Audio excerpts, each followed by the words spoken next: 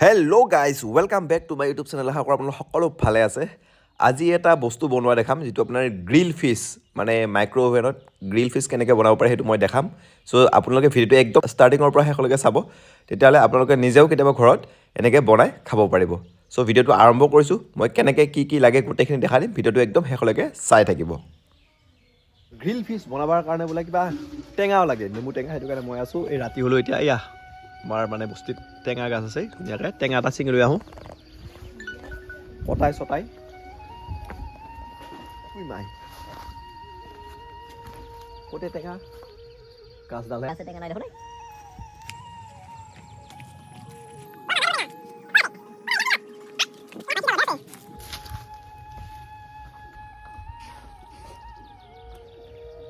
আছে ঐ দেখা পাইছোঁ, ধুনীয়া টেঙা পকি আছে সুন্দৰকৈ।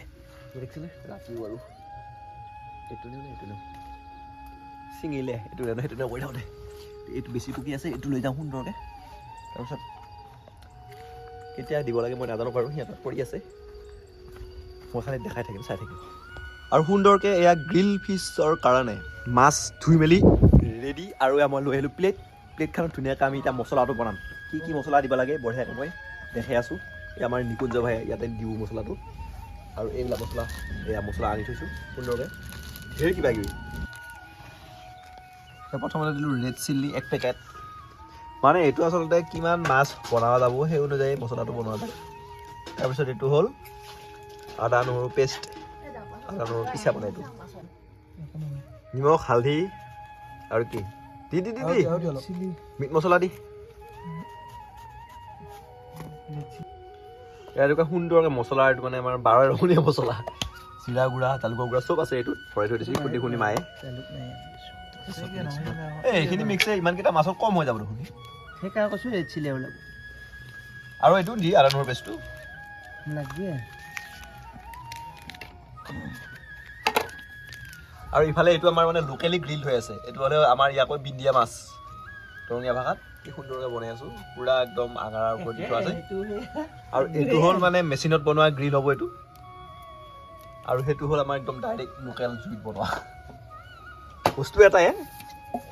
এইটো মানে আৰু যিহেতুকে ইমান দামী হেৰি এটাত ভৰাই পেলাই বনোৱা, সেইটো কাৰণে মানে মেহনত কৰা হৈছে আৰু, কিন্তু বস্তু এটা আল্টিমেটলি ক'ব গ'লে এটাই। মিক্স কৰি দিয়া ভাইটি এইটো, আৰু সুন্দৰকৈ আমিতো এইটো ধুনীয়াকৈ দিলোঁৱে বস্তুখিনি। মিক্স কৰিম, মিক্স কৰাৰ পিছত এই আহি গ'ল মাছ, মাছত আমি লগাই দিম। এইয়া ৰেডি, সুন্দৰ মাছ আহি গ'ল, প্ৰকাণ্ড মাছ। এইয়া দেখাতে সুন্দৰ লাগছে, এইটো বনোৱাৰ পিছত কিন্তু ভালে লাগিব দেই। এইয়া এইফালে হ'ল মছলা বনি আছে, কিবা এটা অনুপাত কম হোৱা নিচিনা লাগিছে, আৰু অলপ পনীয়া হ'ব লাগিছিল হয়নে? নেমু দিলে পনীয়া হৈ যাব। ইয়াতে নেমু দিয়া ল'লে পনীয়া হৈ যাব। তাৰপিছত ইয়াতে লগাই দিম আৰু সুন্দৰকৈ ভাজি, মোৰ মানে মুখত পানী আহি আছে, খাই ভাল লাগিব গম পাইছোঁ। সুন্দৰকৈ টেষ্টিতে হ'ব আৰু এইটো দেখাতে গম পোৱা গৈছে। যিহেতুকে দিনতো ভাত খোৱা নাই, বৈদ্য ভোক লাগে যে, মা পিঠা চুঙা দিয়া আগতে অলপ পিঠা চুঙা খাই লওঁ, একদম সুন্দৰ দৈ গাখীৰ আছে। তাৰপিছত মই নাখাওঁ, কালাৰটো ধুনীয়াই বোলো খাবা মানে কালাৰ দেখা পাই খাওঁ লগা দিছোঁ, আৰু কালাৰ দেখা পাই খাওঁ লগা। আৰু একদম ইয়াতে বস্তু এটা দিব লাগিব, সেইটো হৈছে দৈ। পিঠা চুঙা আহি গ'ল, আমাৰ পিঠা চুঙা খাম এতিয়া। তাৰপিছত দৈ, এইটো মানে ইয়াতে দৈ অলপ দিব লাগিব। আৰু এই নিকুঞ্জয়খিনি সুন্দৰকৈ একদম যোগৰ ভিতৰত দৈ লৈ আহিছে, আঠা একদম এই মজা দৈ। এয়া দৈ, ইয়াৰ এক টুকুৰা আমি ইয়াতেও দিম এতিয়া, মানে এইটো এই পেষ্টটোত আমি অলপ দৈ দিম। এই দৈ হ'বনে? ইয়াত দৈ দিলোঁ, সেইটো মানে পেষ্টত লগতে দৈ দি আমি পিঠা চুঙাও খাম। কি বস্তু বনি আছে মানে সাংঘাতিক, আৰু খাই ভাল লাগিব আমাৰ। আৰু যিহেতু আমি অভেনটোত কিবা বস্তু নবনাওঁ, সেইকাৰণে বহুত দিন এনেকৈ পৰিয়ে থাকে, সেইটো অন কৰি দিছোঁ দেখোন। তাৰপিছত এইখান আমি এতিয়া বাক্সাৰ ভিতৰতে থাকে, ব্যৱহাৰ কৰা নহয়ে প্ৰায়ে, এনেই আনি থোৱা হৈছে। ত' এতিয়া যিহেতুকে গ্ৰিল কৰিব লাগিব, সেইটো কাৰণে ভিতৰৰ পৰা বস্তুকেইখন লৈ যাওঁ, অলপ চাফা কৰিলোঁ, বহুত দিন ব্যৱহাৰ কৰা নাই। আৰু মই আহি নাপাওঁতে সিহঁতে মছলা চছলা লগাই ৰেডিয়ে ক'লে, মাছো দেখাই নাপালোঁ। ইয়াত সুন্দৰ চাওক, কি ধুনীয়া লগা হৈছে, কালাৰফুল হৈছে দেই। বাকী যিয়ে নহওক বস্তু খাই কি লাগে ক'ব নোৱাৰো, কিন্তু কালাৰফুল। এয়া সুন্দৰ কেনেকুৱা হৈছে মানে কালাৰফুল হৈছে নে নাই বস্তুটো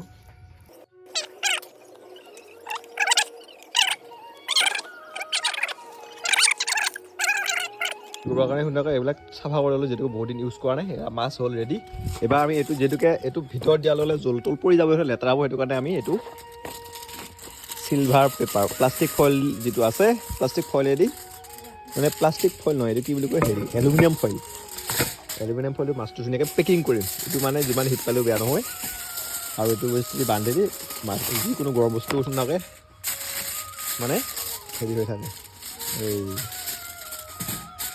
গৰম হৈ থাকে এইটো এনেকৈহে দিবি নেকি এই মাছটো নাবান্ধা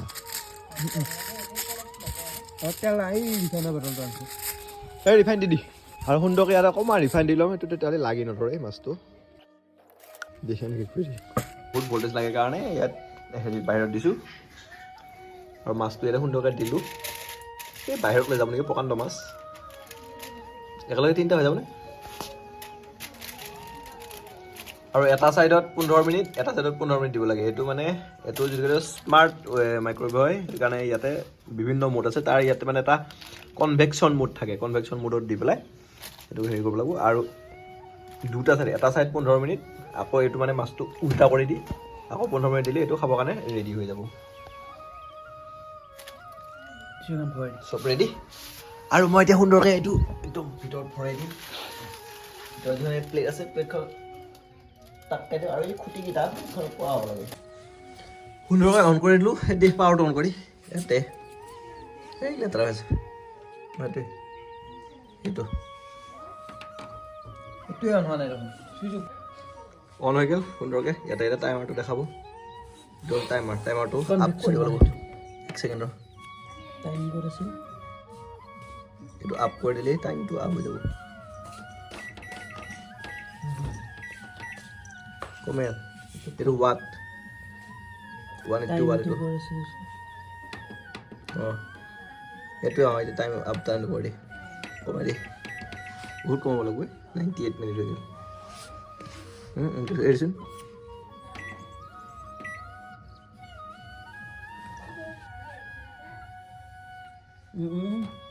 বিছ মিনিট ষ্টাৰ্ট সুন্দৰকৈ ইয়া দেখা পাইছোঁ ভিতৰত ঘূৰি থাকোঁ মানে 20 মিনিটৰ কাৰণে দি দিলোঁ 20 মিনিট কমপ্লিট হোৱাৰ পিছত অট'মেটিক বন্ধ হৈ যাব তাৰপিছত আকৌ উল্টা পিঠি দিম তাৰপিছত আকৌ 20 মিনিট দিম তাৰপিছত এনেকৈ কৰিব তাৰপিছত ৰেডি চ' এইটো এতিয়া কিছুমান টাইম লাগিব অকণ 20 মিনিট যিটো আমি ৰখি থাকিম বাকীখিনি বনাই মানে ওলোৱাৰ পিছত দেখাই আছোঁ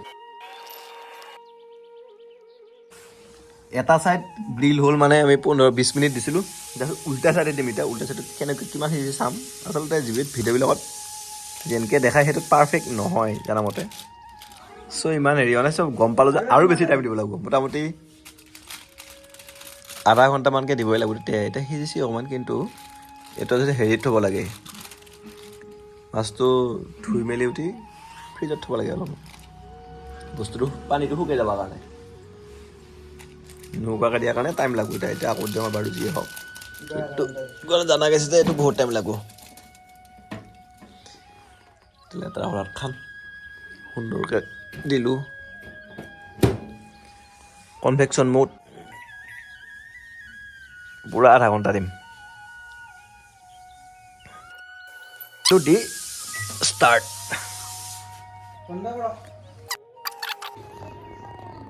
আৰু ফাইনেলি আমাৰ গ্ৰিল ফিছ হওঁ 15 ছেকেণ্ড বাকী আছে 15 ছেকেণ্ডৰ পিছত আমি এইটো অট'মেটিক ষ্টপ হৈ যাব ষ্টপ হোৱাৰ পিছত ওলাই দিম ওলাৰ পিছত দেখাম আৰু কেনেকৈ হৈছে আপোনাৰ ডিছটো ৰেডি কৰিম তাৰপিছত ডিছটো ৰেডি কৰি সুন্দৰকৈ দেখাম আৰু তাৰপিছত আমি টেষ্ট কৰি চাম কেনেকুৱা লাগে য়েছ খতম এণ্ড মানে এইটো আপোনাৰ হৈ গ'ল এইটো হোৱাৰ পিছত এতিয়া মই এখন খুলি দিম থাক আৰু এইটো লগে লগে কেতিয়াও নোলাব কাৰণ অকণমান গৰম হৈ থাকে গতিকে অকণমান পিছত ওলাম কিন্তু দেখাত চাওকচোন ধুনীয়া লাগিছে না মানে হৈ গৈছে এইটো মই অকণমান পিছত ওলাই পেলাই ধুনীয়াকৈ ডিছটো ৰেডি কৰিম তাৰপিছত আপোনালোকে দেখাই আছোঁ খাই কেনেকুৱা লাগে সেইটো জনাই দিম গতিকে চাই থাকিব আৰু ফাইনেলি আমাৰ মানে মাছটো ৰেডি হৈ গ'ল এতিয়া ধুনীয়াকৈ মই ওলাম সেইটো ঠাণ্ডা হৈ গ'ল গৰম হৈ আছে হ'লেও ওলাব পৰা হোৱা নাই অকণমান আৰু অকণমান পিছত এইটো ওলাম ধুনীয়াকৈ গৰম হৈ আছে যেনেকৈ